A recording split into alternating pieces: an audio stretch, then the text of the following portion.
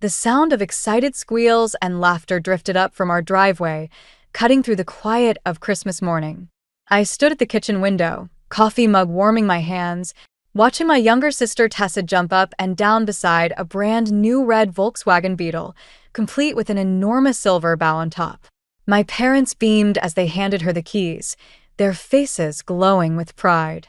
My name is Lila, and this was the moment I realized I'd always be the afterthought in my family story. "Oh my God, I can't believe you guys did this." Tessa's voice carried through the glass. She was already sitting in the driver's seat, running her hands over the steering wheel like it was made of gold. I glanced at the stack of scratch-off lottery tickets sitting on the counter, my modest Christmas gifts to everyone. They hadn't even bothered to open them yet. The tickets had been all I could afford after putting every spare penny into my culinary school applications, but trying to explain that to my family would have been pointless. They'd made their opinions about my hobby clear enough. "Lila." My mother's voice startled me. She was standing in the doorway, still wearing her coat. "Why aren't you outside with everyone? Come see your sister's car." I forced a smile. "Just finishing my coffee, Mom." She frowned, that familiar look of disappointment crossing her face. "You could try being happy for her, you know. This is a big moment." Right. "Because I'm the one who makes everything about myself." The words slipped out before I could stop them. "Don't start," she warned. "Not today." I bit my tongue and watched her head back outside. Through the window, I could see my father showing Tessa how to adjust her mirrors, wearing the proud smile I'd never managed to earn. Not when I made honor roll, not when I won the regional cooking competition, not even when I got accepted to culinary school, before they refused to help with tuition. My hand drifted to the lottery tickets. Out of habit, I started scratching off the numbers on one, not really paying attention until something caught my eye. 3 matching numbers. My heart started racing as I double-checked the winning combinations. $50,000. I stared at the ticket, my hands shaking. With this money, I could afford culinary school. I could start building my dream of opening my own restaurant. I could finally prove to everyone that my hobby was worth something. But this ticket was meant to be a gift. The right thing would be to give it to them. Watch them celebrate another stroke of luck that would probably go toward Tessa's college fund or a family vacation I wouldn't be invited on. Outside, Tessa honked the horn playfully, and my parents laughed. None of them had even noticed I wasn't there. I made my decision in that moment. Carefully, I folded the winning ticket and slipped it into my pocket. The rest of the scratch-offs, I gathered up and dropped in the recycling bin. They wouldn't miss what they hadn't bothered to open. "Lila." My father's voice boomed from outside. "Get out here and take a family picture." I walked to the front door, but paused with my hand on the knob. Through the window, I could see them clustered around the car, their breath visible in the cold December air. They looked complete without me, the perfect family of 3. "Coming," I called back, but instead of joining them, I headed upstairs to my room. I had a laptop open to apartment listings within an hour, the winning ticket tucked safely in my wallet. Sometimes the best revenge isn't about getting even. It's about getting out. And thanks to their forgotten Christmas gift, I finally had my chance. The key felt heavy in my hand as I unlocked the door to my new apartment. It wasn't much, a studio above a Thai restaurant downtown, but it was mine. The smell of lemongrass and garlic wafted up through the floorboards, making my stomach growl despite everything. 3 weeks had passed since Christmas, and my phone was still lighting up with missed calls from home. I'd left a note explaining I needed space, but that hadn't stopped the barrage of texts from my mother, each one more guilt-laden than the last. "You're being selfish, Lila. Your sister needs you right now." I dropped my duffel bag on the bare mattress in the corner and started unpacking the few kitchen items I'd brought: my knife roll, a well-seasoned cast-iron pan, and the basic essentials. The winning lottery ticket was safely deposited, the money already allocated for culinary school tuition and this apartment's security deposit. A knock on my door made me freeze. Had they somehow found me? "Hello? New tenant." The voice was unfamiliar, heavily accented. "I'm Marco from downstairs." I opened the door to find a tall man in chef's whites, his salt and pepper hair tied back in a short ponytail. The name on his jacket read, "Executive Chef." "I noticed someone moving in," he said, gesturing to my boxes. Wanted to introduce myself. We try to keep a family atmosphere here. The word family made me wince, but something about his warm smile put me at ease. My eyes caught on the knife roll visible through my open door. "You cook?" he asked, following my gaze. "I try to. I'm actually starting culinary school next month." His eyes lit up. "No kidding? We're short-staffed downstairs. Could use someone who knows their way around a kitchen, even part-time." Before I could respond, my phone buzzed again. My father's name flashed on the screen. "Complicated situation?" Marco asked, noting my expression. "You could say that." He nodded thoughtfully. "Listen, come down tomorrow morning if you're interested. Sometimes the best therapy is keeping your hands busy and your knives sharp." After he left, I finally listened to my father's voicemail. His voice was gruff, angry. "Your mother's upset, and Tessa's grades are slipping. Whatever point you're trying to make, you've made it. Time to grow up and come home." I deleted the message and opened my laptop, pulling up the culinary school website. The first term's tuition was due next week. My finger hovered over the submit payment button when another text came through, this time from Tessa. "Mom and Dad are freaking out. Where are you? I'm worried." This one hurt more than the others. Tessa and I might not have been close, but she wasn't responsible for our parents' behavior. Still, I couldn't risk telling her the truth. She'd never been able to keep secrets from our parents. "I'm safe," I typed back. "Just need some time." The next morning, I found myself in Marco's kitchen, chopping vegetables with more focus than necessary. The rhythmic motion was soothing, familiar. Marco worked beside me, occasionally offering tips on technique. "You have good instincts," he said, watching me adjust the heat under a simmering sauce. "But you're angry. It shows in your cooking. Is that a bad thing?" He shrugged. "Depends what you do with it. Anger can fuel passion or destroy it. The difference is in the control." My phone buzzed in my pocket, another text from my mother. I ignored it. "The people who hurt us," Marco continued, testing the sauce with a spoon. "They don't suffer when we let them consume our thoughts. They don't even know. The only one who suffers is us." I thought about the lottery ticket, about my silent escape. Sometimes they need to learn they can't take people for granted. Perhaps. He handed me the spoon. "But make sure your revenge doesn't become your purpose. Taste this." "What's missing?" I sampled the sauce, considering salt and maybe a touch of acid. He smiled. "Exactly. Balance is everything, in cooking and in life." The kitchen door swung open, and a server rushed in. "Chef, there's a woman out front asking about Lila. Says she's her mother." My heart stopped. Through the kitchen window, I could see her scanning the dining room, Tessa trailing behind her like a shadow. Marco looked at me questioningly. "Back door through the alley," he said quietly. "But remember, you can't run forever. Eventually, you have to stand your ground and serve what you've prepared." I nodded, already untying my apron. The real test wasn't in running away, it was in choosing when to stay and fight. 3 months into culinary school, I finally felt like I was finding my rhythm. Between morning classes, afternoon shifts at Marco's restaurant, and late nights planning my own future kitchen, I barely had time to think about my family. That should have been my first warning that everything was about to implode. I was prepping for dinner service when Amelia walked into Marco's kitchen. My old friend from high school cooking club, now a rising star chef at one of the city's top restaurants. She looked exactly as I remembered. Perfectly styled hair, crisp chef's whites, and that smile that never quite reached her eyes. "Lila Hawkins," she said, leaning against the prep table. "I heard rumors you were working here, but I couldn't believe it. Shouldn't you be running your own place by now?" I kept chopping vegetables, maintaining the steady rhythm Marco had taught me. Still learning. Not all of us had parents paying our way through Le Cordon Bleu. Speaking of parents, she pulled out her phone, scrolling through something. "I ran into your mom at that charity dinner last week. She seemed worried about you." My knife slipped, nearly catching my finger. "You talked to my mother? She mentioned something about you stealing money and running away? Pretty dramatic, even for you." The kitchen suddenly felt too hot, too small. "That's not what happened," No. She raised an eyebrow. Because I also heard from some investors, I know that you've been shopping around a business plan for a restaurant. Interesting timing, considering.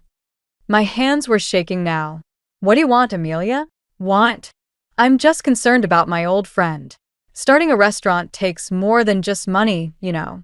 It takes connections, reputation, stability. She emphasized the last word. Would be a shame if potential investors heard rumors about where your startup capital really came from. Before I could respond, Marco's voice boomed from the doorway. Everything okay in here? Amelia's smile turned syrupy sweet. Just catching up with an old friend. Actually, I came to talk business, Chef Marco. My restaurant is hosting a pop-up event next month, featuring promising new talent. We'd love to have Lila participate. Marco looked at me, but I couldn't meet his eyes. I'll let her think about it, he said firmly. Now, if you'll excuse us, we have service to prepare for. After Amelia left, I gripped the edge of the prep table, trying to steady myself. She's going to tell everyone, I whispered. The investors, my family. Tell them what? Marco asked quietly. I told him everything. The lottery ticket, my escape, the carefully constructed plans now threatening to collapse. He listened without judgment, then handed me a towel to wipe my hands. So now you have a choice, he said. You can run again, or you can face this head-on. How? She'll destroy everything I've worked for. Will she? He picked up my knife, testing its edge. Or will she just expose what you've been afraid to face? Sometimes our biggest fears are just shadows, Lila. They disappear when we shine a light on them. My phone buzzed, a text from an unknown number. It was a screenshot of an email, presumably from Amelia to potential investors, detailing concerns about my financial irregularities and family issues.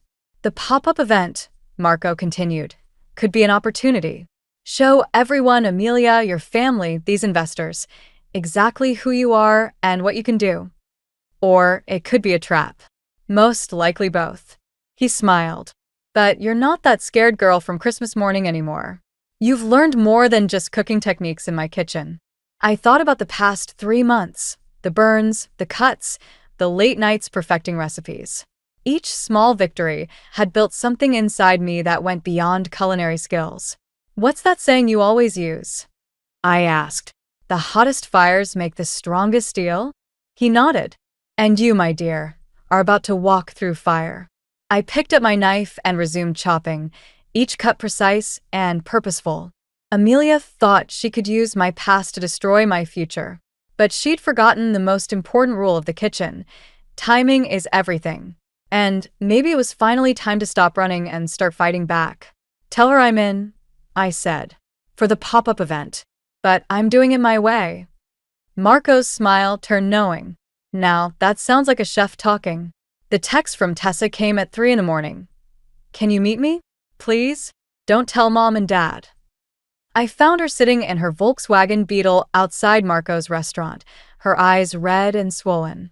She'd lost weight since Christmas, her usually perfect hair pulled back in a messy ponytail. I failed 2 classes, she said as I slid into the passenger seat. And I can't tell them. They think I'm applying to pre-med programs, but I haven't even started the applications. The heater hummed softly, filling the silence between us. This was the car that had symbolized everything wrong with our family dynamic. Now it felt like a confession booth. Why pre-med? I asked, though I already knew the answer. Dad's dream. Mom's backup plan. My personal nightmare. She laughed, but it came out more like a sob. How do you do it, Lila? Just walk away from their expectations. I thought about the lottery ticket hidden in my apartment, about Amelia's threats, about all the lies tangled up in my supposed courage. I'm not sure I'm the best person to ask about making good choices right now. At least you made a choice. She pulled out a crumpled piece of paper from her jacket. I found this in Mom's study. She's been tracking your movements, talking to people around town. She knows about the culinary school. My stomach dropped. Does she know about the money? Not yet. But she's obsessed with figuring out how you're paying for everything. Tessa hesitated. She thinks you're involved in something illegal. Dad's talking about hiring a private investigator. The irony wasn't lost on me. In trying to escape their control, I'd given them even more reason to interfere in my life. There's more, Tessa continued. I overheard Mom talking to Amelia Stone's mother at the country club. They're planning something for that pop-up event, some kind of intervention or confrontation. They want to save you from yourself or whatever. My hands clenched into fists. Of course Amelia would involve our mothers. She knew exactly how to twist the knife. You should tell them the truth, Tessa said quietly. About everything. Like you're telling them the truth about pre-med? She flinched, and I immediately regretted the words. We were both trapped in different versions of the same cage. Maybe, Tessa's voice wavered. Maybe we could help each other? I could come to your pop-up event, run interference with Mom. And you could help me figure out how to tell them about changing my major. To what? Photography. She pulled out her phone, showing me a gallery of stunning food photos. I've been practicing at restaurants around town. That's actually how I found out where you were working. The images were beautiful, playing with light and shadow, capturing the essence of each dish. They were nothing like our mother's rigid, perfectionist approach to everything. These are incredible, Tess. Really? Because sometimes I think I'm just being stupid and selfish, throwing away a real career for something you love? I finished. Yeah, I know that feeling. A car drove past, its headlights sweeping across us. For a moment, I saw us as we really were, two sisters, both running from the same shadows, just in different directions. I have to be at the restaurant in 3 hours, I said. Want to come in? I could teach you some plating techniques, give you something interesting to photograph. She smiled, a real smile, not the perfect one she used for our parents. I'd like that. As we walked into Marco's kitchen, I realized something had shifted. The revenge I'd been seeking wasn't just about proving my parents wrong anymore. It was about breaking a cycle, about creating space for both Tessa and me to become something other than what our parents demanded. But first, I had to survive Amelia's pop-up event. And now, knowing our mothers were involved, the stakes were higher than ever. This wasn't just about my future anymore, it was about Tessa's too. Hey, I said, handing her an apron. Want to learn how to make Mom's favorite dessert? I have some ideas for improving it. Tessa's grin turned mischievous. Now that sounds like a photo opportunity. The pop-up event was 3 days away when everything started falling apart. I was in Marco's kitchen, finalizing my menu, when Tessa burst through the back door, clutching her phone. You need to see this, she said, thrusting the screen at me. It was Amelia's Instagram story.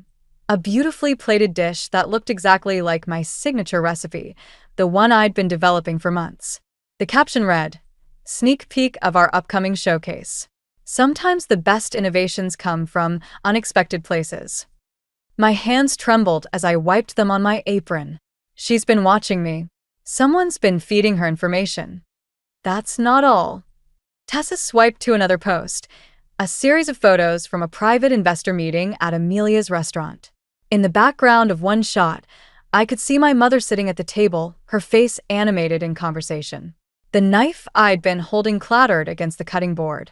She's working with Mom? I overheard them yesterday. Mom's been telling potential investors about your unstable behavior and questionable finances. They're trying to make sure no one backs your restaurant plans. Marco appeared beside us, his expression grim. The health inspector just called. Someone filed multiple complaints about our kitchen. They're coming tomorrow, right before your big prep day. The timing wasn't a coincidence. Amelia knew exactly how to hurt me, using my own mother as a weapon. The room started spinning, and I gripped the edge of the prep table. I can't do this, I whispered. Maybe they're right. Maybe I'm in over my head. No. Tessa's voice was firm. That's exactly what they want you to think. But look at this. She pulled up her camera roll, showing me photos she'd taken during our late-night cooking sessions. The images were stunning, capturing not just the food, but the passion and creativity behind each dish. This is who you are, Lila. Not their lies, not their manipulation. This. Marco picked up my fallen knife, testing its edge the way he always did when making a point. You know what separates a good chef from a great one? not talent, not even creativity. It's what they do when everything goes wrong. But she stole my recipe. So make a better one. He handed me the knife. Show them who you really are, not who they think you are. I looked at the knife in my hand, remembering all the nights I'd practiced until my cuts were perfect. All the burns and scars earned through determination rather than natural talent.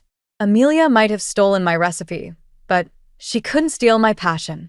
Tessa, I said slowly, how good are you at social media marketing? She grinned. Better than Amelia, that's for sure. Good.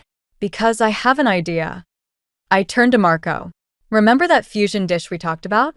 The one that combines Mom's traditional family recipe with modern techniques. He nodded, a smile spreading across his face. The one that's too risky? Too controversial. Exactly. Amelia wants to play it safe, stick to stolen classics. Let's give them something they can't copy, something that tells our whole story on a plate. I spent the next hours recreating my mother's signature dish, but with each element transformed. The familiar comfort food of my childhood twisted into something new, something that spoke of both tradition and rebellion. Tessa documented every step, her camera capturing the evolution from old to new. When the final plate was ready, even Marco looked impressed. This isn't just food, he said. This is your declaration of independence. Tessa posted the photos with a simple caption. Some recipes are passed down. Others are transformed. Coming soon to at Amelia Stone's showcase event. Within hours, the post went viral in the local food community.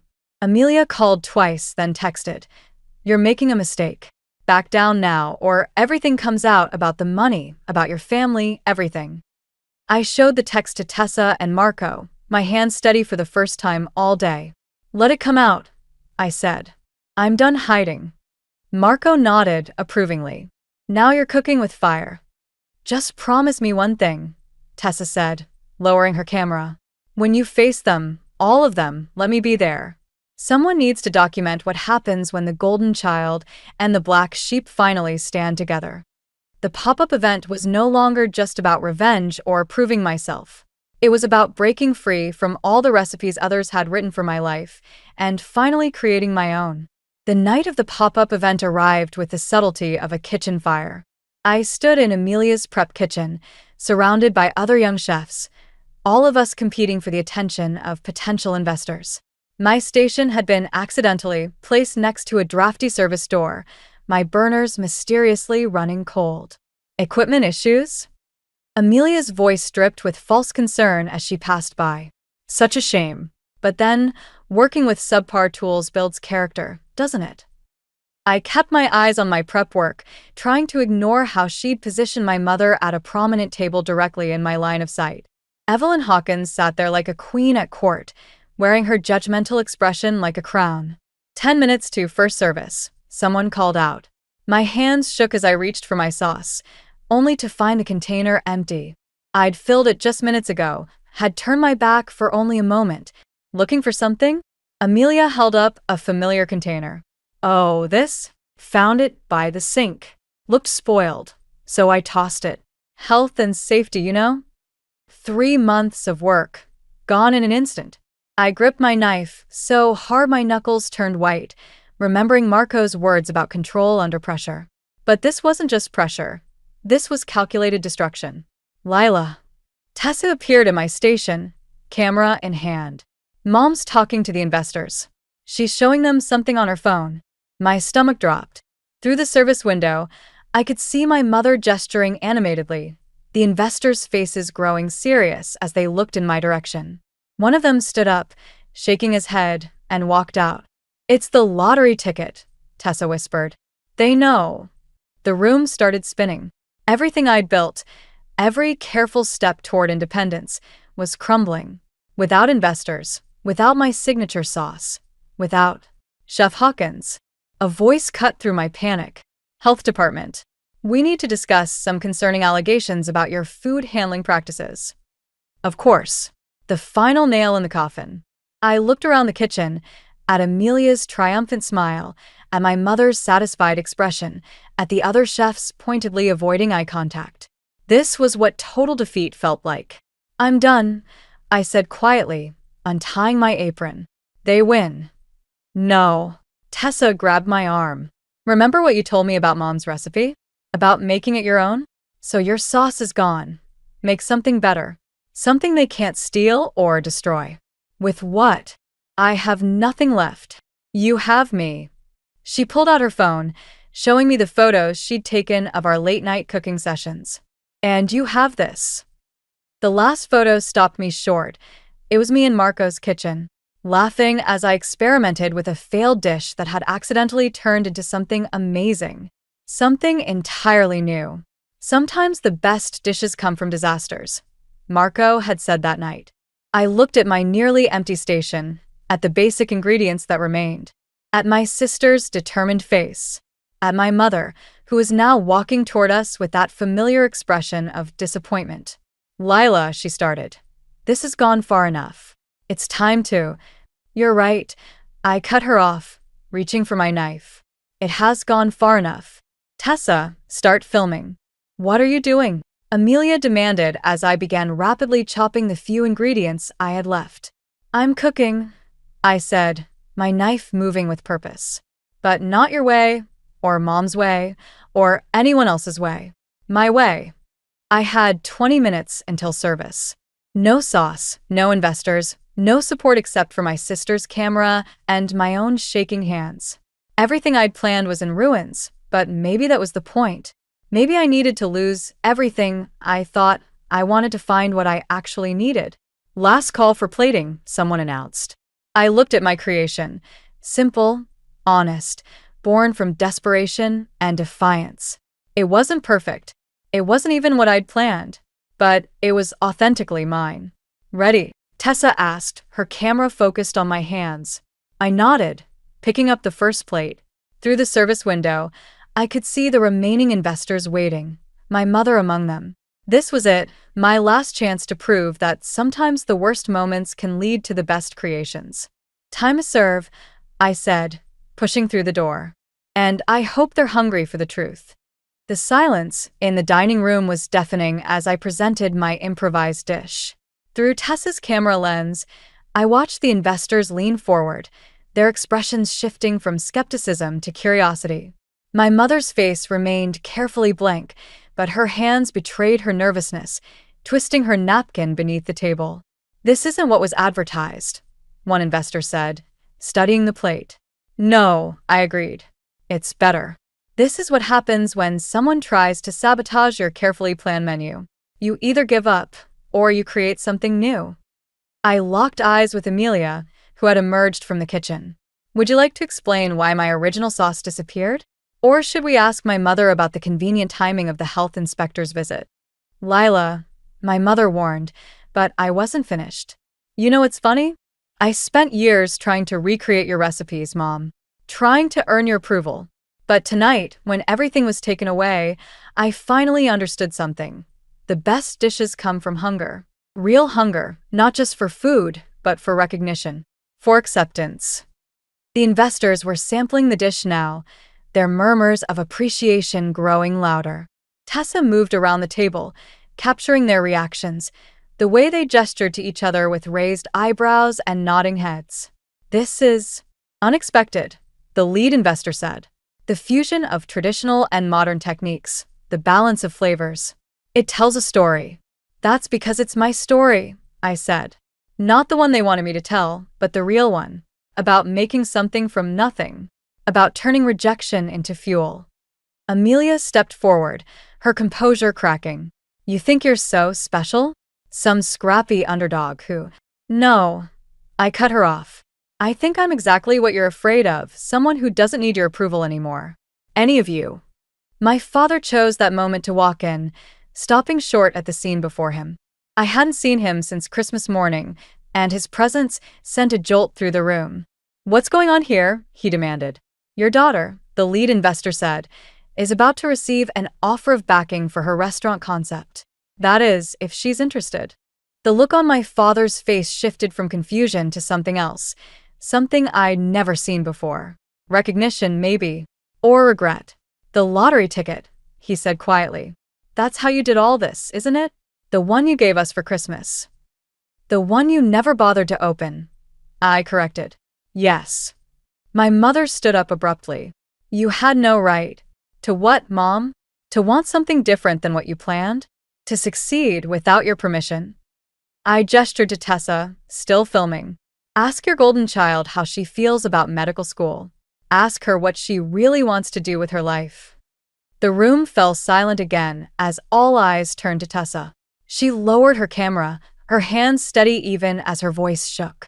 I want to be a photographer, she announced. And Lila's going to hire me to shoot for her restaurant's marketing. You're hiring no one, Amelia snapped. This was a publicity stunt. These investors are very impressed, the lead investor interrupted. Both with the food and with how you handle unexpected challenges, Miss Hawkins. My father stepped forward, reaching into his jacket. He pulled out a wrinkled scratch-off ticket, the one I'd given him for Christmas. It was still unscratched. I kept it, he said. Don't know why. Maybe because it was the last thing you gave us before. He cleared his throat. I'd like to scratch it now, if that's okay. And whatever it's worth, I want to invest it in your restaurant. Roger. My mother protested, but he held up his hand. No, Evelyn. We've done enough damage trying to control their lives. Look at what Lila created tonight, when everything was stacked against her. Look at Tessa's photography. These aren't the failures we feared. These are artists. The investor smiled, sliding a business card across the table. I believe we have some details to discuss, Miss Hawkins. All of us.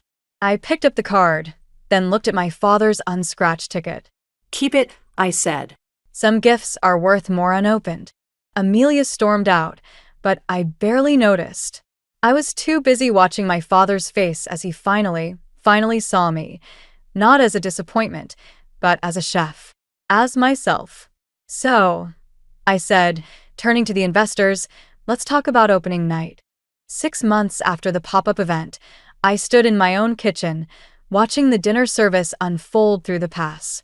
The restaurant was packed, as it had been every night since opening. Tessa's photographs lined the walls, artistic shots of our signature dishes alongside candid moments of our family's journey.